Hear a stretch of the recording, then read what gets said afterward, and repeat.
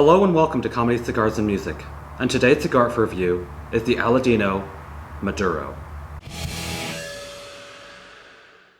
Now off the foot and wrapper, I'm getting raisin and hay, and quite possibly the driest of hay. And there's the band for your viewing pleasure.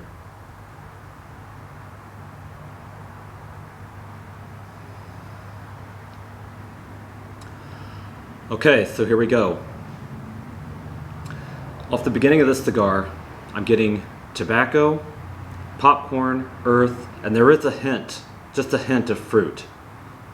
On the retrohale, there's a little bit of earth and tobacco, and then on the finish, there's just this very subtle spice covering the entire tongue, roasted coffee, and popcorn. And also, as I'm pulling that smoke in at the beginning, there is some spice there, and that is at the tip of my tongue. So to get a few things out of the way, if you would like to support the channel, 58ring.com is our great sponsor. You can click a link below, go to that store, anything you buy you get 9% off. Or there are two other links, a comedy, cigar, and music shop, and also a PayPal. If you go there, care to purchase anything or just donate, contribute, whatever, that's fine. Otherwise, just sit back and enjoy.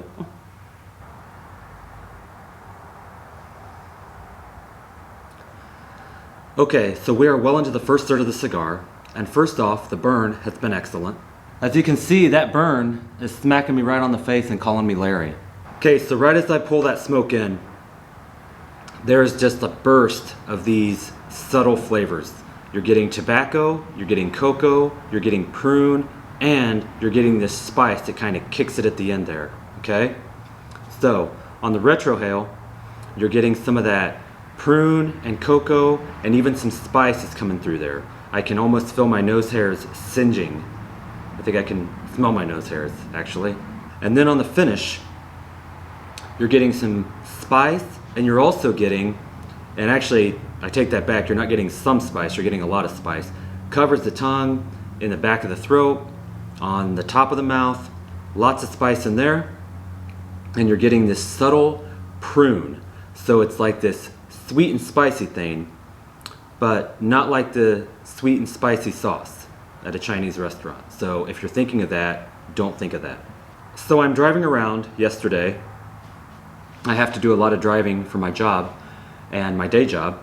And so I'm driving around yesterday and I'm coming up to this intersection, but I don't have to stop. There's a stop sign for the other sides of traffic.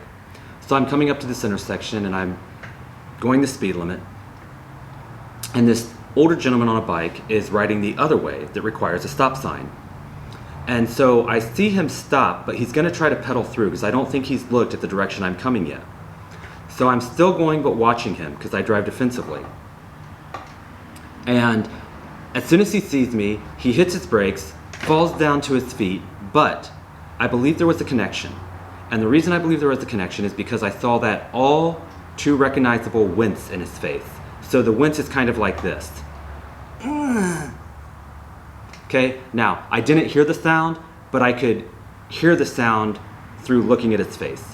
So the minute I saw that wince and mentally heard the sound, it was confirmed for me that when he fell and his feet hit the ground, there was also a solid connection made between the center bar of his bicycle and his satcheled prunes. So my condolences to that elder gentleman, if this video ever makes it to you, not only for your pain and suffering, but also for laughing hysterically as I continue to drive by.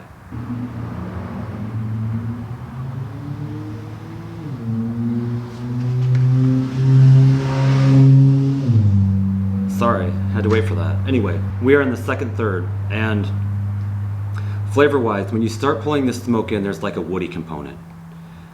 Then there's this subtle spice, subtle cocoa, and subtle sweet tobacco. But it's actually very interesting, to be honest with you. On the retrohale, there is this smoky earth and just the slightest of spice. And then on the finish, there is a spice. Now that spice isn't quite as prevalent as in the first third and at the beginning of the cigar, but that spice is still there, all over the tongue, top of the mouth, a little bit in the back of the throat still, just helping to tie everything else together, which would be a subtle cocoa, this woody component reminiscent of the pole, and then, now this is interesting to me, might not be interesting to you at all, maybe not even in the slightest, but when I'm searching for flavors there a little bit in the finish, if I press my tongue up against the top of my mouth, this subtle sweetness comes out, kind of like if you have a sponge and you're squeezing it out, and then you're right at the end and there's hardly anything left in the sponge, and you go to squeeze it and just this little bit comes out. The top of my mouth is squeezing my tongue like a sponge with this subtle sweetness coming out. This is kind of an interesting cigar, to be honest.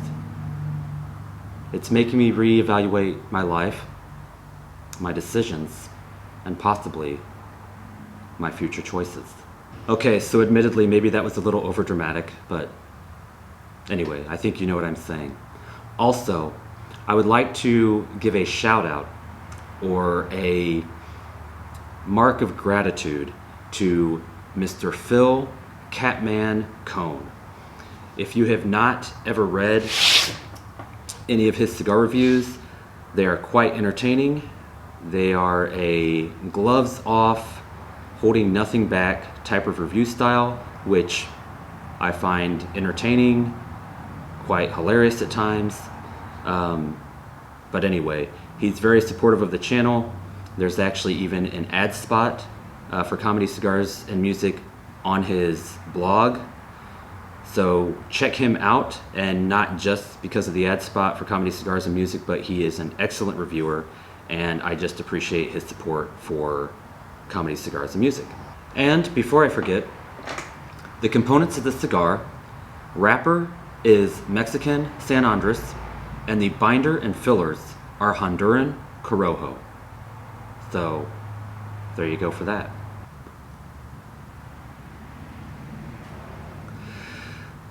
Okay, so we are finishing the cigar here, and the flavor notes in this final third have been a sweet woody note, dark chocolate, toasted cracker, and cinnamon, which I always spell wrong.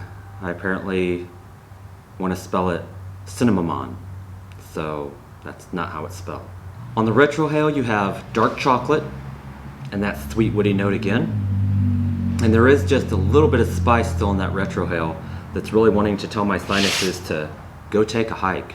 On the finish there is a leathery roasted coffee, a slight vegetal note, and then some spice still, and that spice is all over the tongue, on top of the mouth still, and a little bit in the back of the throat.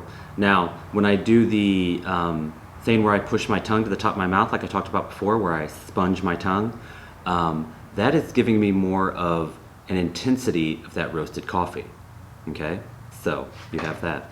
Now, in this final third, I have had a couple relights, but no burn touch-ups. I'm not really sure what the relight came from, but not a big deal. Or the relights, I said a couple relights, so it wasn't just one, but no big deal either way. The wrapper is starting to split a little bit, but I can't say that I care because I'm done. So now, rating this cigar. This cigar has been interesting, I think, and I believe this cigar is easily a 3. It's been interesting enough that I kind of want to try it again. So this cigar has it's really quite compelling, and I think it's worth a try if you're so inclined or compelled. Smoke time for this cigar came out to 1 hour and 32 minutes. As always, thanks for joining us in Comedy, Cigars, and Music. If you have liked this review, have liked other reviews, other videos, please don't forget to like and subscribe. Any questions or comments, please leave them below. I will peruse through them, I'll read them, and I will comment back to you in some form. Sometimes it's just a fist pump. Bump, bump, pump, bump. Sometimes it is a rock on, hand sign. So please continue to do that. I enjoy conversing with you guys.